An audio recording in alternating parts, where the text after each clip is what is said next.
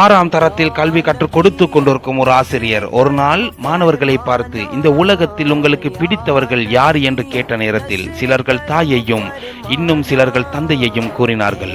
அப்பொழுது அந்த ஆசிரியர், நான் உங்களுக்கு மத்தியில் ஒரு போட்டியை வைக்கப் போகிறேன். உங்களுக்கு பிடித்தவர்களை கட்டுரை வடிவில் நீங்கள் என் முன் எழுதி காட்ட வேண்டும்.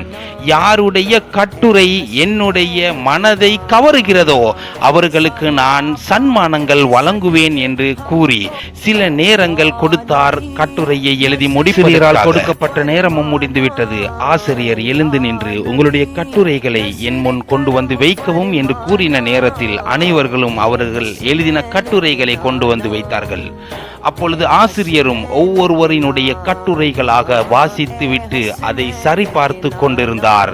அனைவர்களினுடைய கட்டுரைகளையும் பார்த்து கொண்டிருந்த ஆசிரியர் ஒரு கட்டுரையை பார்த்தவுடன் எழுந்து நின்று அதை வாசிக்க இந்த கட்டுரையிலே என்னை பாடசாலைக்கு கூட்டி செல்வதிலையும் கூட்டி வருவதிலையும் பள்ளிக்கூடத்திற்கு கூட்டி செல்வதிலையும் கூட்டி வருவதிலையும் என்னுடைய ஆடைகளை கழுகி தருவதிலையும் என்னுடைய மேனியை சுத்தம் செய்வதிலையும் என்னுடைய சந்தோஷத்தில் எந்தவிதமான களங்கமும் ஏற்படாமல் என்னை நல்ல முறையில் சிரிக்க வைத்து என்னுடன் கதைத்து என்னுடன் விளையாடி என்னுடைய திறமைகளை கண்டறிந்து தினம்தோறும் என்னை பார்த்து கொண்டிருக்கும் என்னுடைய அம்மாவின் என்னுடைய தாயின் தாய்க்கு நான் வாழ்த்து தெரிவிக்கிறேன் என்று கூறின அந்த கட்டுரையை பார்த்த ஆசிரியர் ஒரு நிமிடம் உறைந்து போனார். மாணவனை அழைத்து, உன்னுடைய கட்டுரையில் நீ தாயின் தாயாரை குறிப்பிட்டதற்கான காரணத்தை வினவுகிறார். என்னுடைய தாய் காலை 7 மணி அளவில் வேலைக்கு சென்று விட்டால் இரவு 7 மணி அளவில் வந்து விடுவாள்.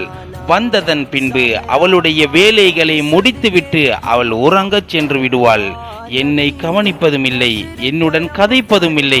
எனக்கு எது வேணும் எது வேண்டாம் என்பது கூட அவளுக்கு தெரியாது. என்னுடைய திறமைகள் என்னவென்று கூட தெரியாது. என்னை அனைத்து விடயத்திலையும் கண் கலங்காமல் பார்த்து கொண்டிருக்கும் என்னுடைய தாயின் தாயாருக்கு நான் மீண்டும் நன்றி கூறுகிறேன் என்ற அந்த மாணவனின் கட்டுரைக்கு சன்மானத்தை மாணவனை சந்தோஷப்படுத்தினார் ஆசிரியர். எங்களுடைய நிறைய தாய்மார்களினுடைய நிலைமையும் இப்படித்தான் இருக்கிறது.